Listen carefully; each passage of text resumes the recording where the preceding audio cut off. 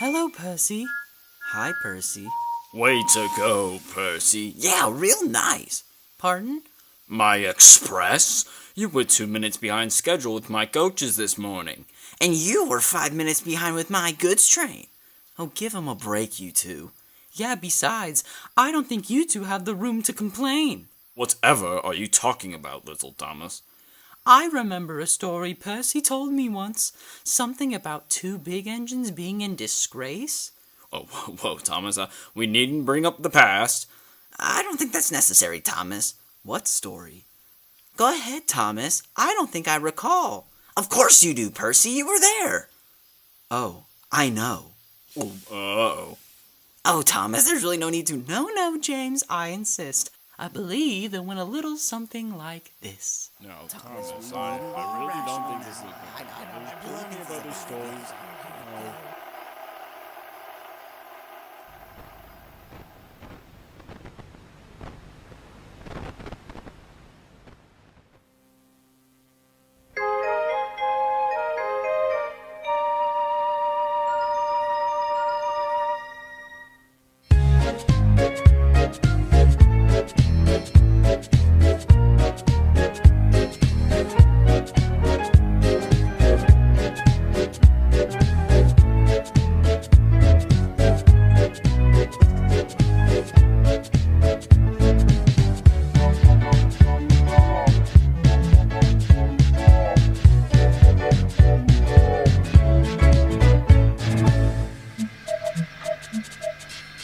One morning, Gordon and James were sulking in the shed.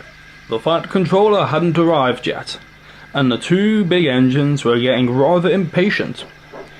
Just then, Percy whistled in. "Hello, you two," called Percy cheekily. "We have a railway to run, you know." "Stuff it, Percy," hissed Gordon. "The Fat Controller hasn't arrived yet. We aren't being lazy by choice," scoffed James. The 2 engines had noticed that Percy's paintwork was covered in coal dust. "Besides," continued Gordon, "we large tender engines have a reputation to keep up." "Right," agreed James. "We big engines pull proper coaches. We haven't time to dawdle around in the yard like you common tank engines." This made Percy rather cross.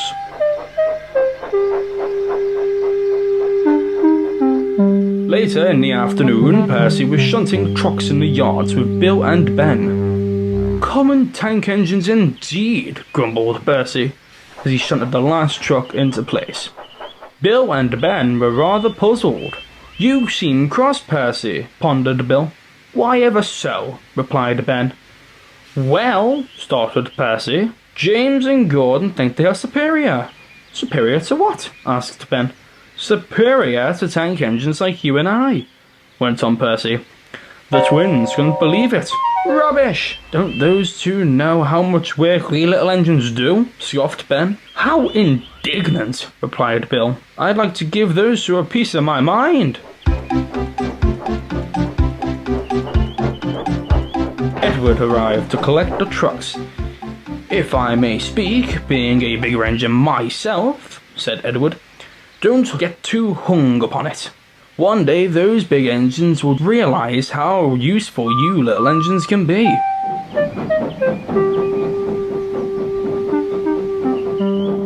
Poor Percy looked up to Edward and knew he must be right, but still he couldn't get the feeling out of his smoke box. Back at the shed, the Fat Controller had arrived to speak to James and Gordon. "A group of enthusiasts are to arrive at the station later today," said the Fat Controller. "I need you 2 to double-head the special train." "Yes, sir. Thank you, sir," the 2 called. The big engines felt honored and set off at once.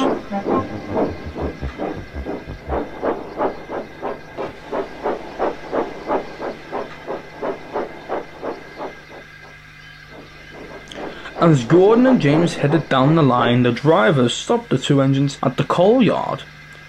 "We must fill up on coal," cried the driver. "Indeed," called the other. "It is a very long journey." "Pah!" sniffed Gordon. "And get our paint covered in coal, just like dirty Percy." "Ugh!" No, thank you, James agreed. The drivers, knowing this may just be the chance to humble the two, reluctantly agreed.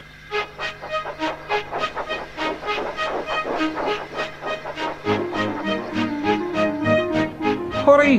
Hurry! Called James and Gordon as the two backed down onto their train. Hurry yourself! Called Thomas, who had sent the train for the two engines. James and Gordon sniggered. Playing with the coaches, are we, little Thomas? Asked James teasingly. Thomas was very cross, and as soon as he was uncoupled from the train, he was off in a huff. How ungrateful, said Thomas to himself. Soon the guard blew his whistle, and the cavalcade was off at once.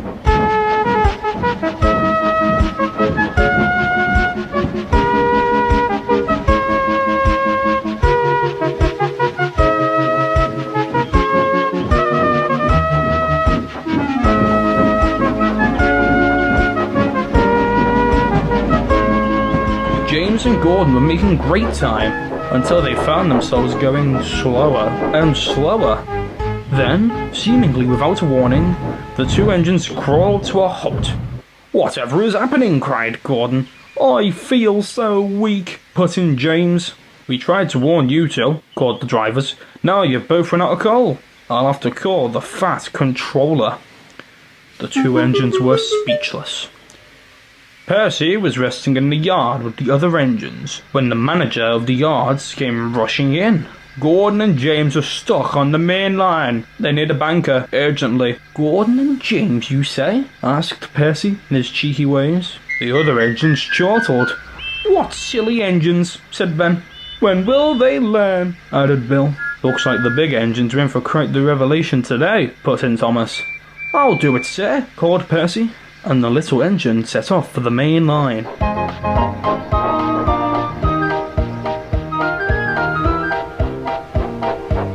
When Percy arrived, Gordon and James said nothing. Percy was coupled to the back of the train. He pushed with all his might, but couldn't push the train alone. James and Gordon laughed and laughed. Just as Percy was about to give up, James's driver jumped in.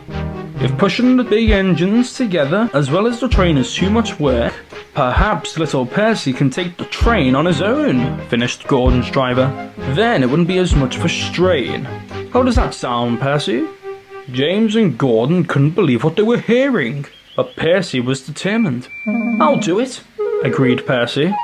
Good, but you better hurry, called James's driver. We can't be late.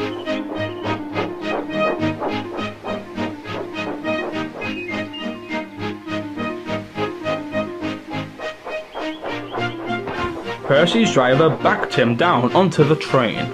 He was soon coupled up. The two big engines were in shock. As to their surprise, there was Percy, steaming off with the heavy train. Percy couldn't believe it, and neither could the big engines. Hurrah! Hurrah! Cried the passengers. 3 cheers for Percy! And soon, the train was out of sight. James and Gordon were in disgrace. I think they learned their lesson. Don't you?